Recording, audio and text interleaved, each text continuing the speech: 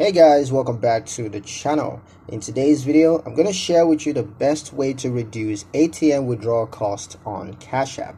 Alright, it's going to be a quick one. We're not going to waste much time as usual, so let's just jump straight into it. Alright, so the best way to reduce ATM withdrawal cost on Cash App is planning and timing. You want to use in-network or low-fee ATMs whenever possible and avoid multiple withdrawals in short periods. Withdraw large amounts less frequently because this is going to help you to minimize cumulative fees. If eligible, maintain direct deposits to qualify for free withdrawals at select ATMs. Awareness and consolidation are the most effective cost reduction tools.